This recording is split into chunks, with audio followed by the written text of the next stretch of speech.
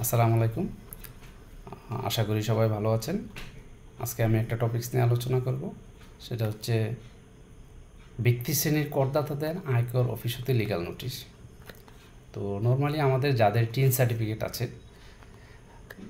Tax identification number যাদের আছে, তাদের প্রত্যেককে প্রতি অর্থ বছরে 1 জুলাই থেকে 30 নভেম্বরের মধ্যে আয়কর রিটার্ন সাবমিট করতে হয়।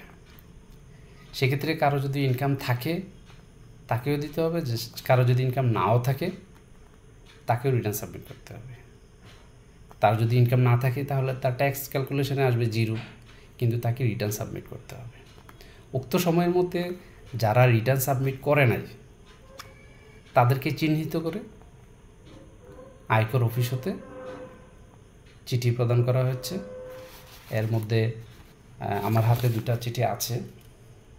এখানে চিঠি ইস্যু করার 1 মাসের মধ্যে ক্ষেত্র বিশেষে একটা চিঠিতে দেখলাম 1 মাস দেওয়া আছে, একটা সার্কেলে, আর একটাতে 22 দিন পর।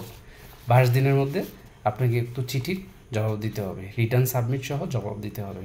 এবং যদি জবাব না দেওয়া হয়, চিঠিতে উল্লেখ আছে একতরফাভাবে ওনারা কর নির্ধারণ করবেন এবং কেন জরিমানা আরোপ করা হইবে না তাহার কারণ দর্শাতে 21/5/2025 খ্রিস্টাব্দ তারিখ সকাল 10 ঘটিকা আপনাকে অথবা আপনার মনোনীত কোনো ব্যক্তিকে আয়কর অফিসে উপস্থিত হওয়ার জন্য অনুরোধ রইল। তো এই সংক্রান্ত চিঠি হাতে পাওয়ার পর বিচলিত হওয়ার কোনো কারণ নেই এবং আপনার নিকটতম ইনকাম ট্যাক্স লয়ার অথবা আপনার পরিচিত যে ট্যাক্স সংক্রান্ত বিষয়ে ভালো জ্ঞান রাখে, এই ধরনের লোকের পরামর্শ এবং সাহায্য নিয়ে আপনি না হলেও আপনার প্রতিনিধি হিসাবে উনি এই লিগ্যাল নোটিশের জবাব সহ রিটার্ন সাবমিট করতে পারবেন। আরও একটা বিষয় বলতে চাই, যারা এখনও চিঠি পান নাই অথবা নাও পেতে পারেন, তো ভবিষ্যতে আইনি এই লিগ্যাল নোটিশ এড়াতে আপনারা আগামী অর্থবছরের 1 জুলাই থেকে 30 নভেম্বরের মধ্যে রিটার্ন সাবমিট করে নেবেন।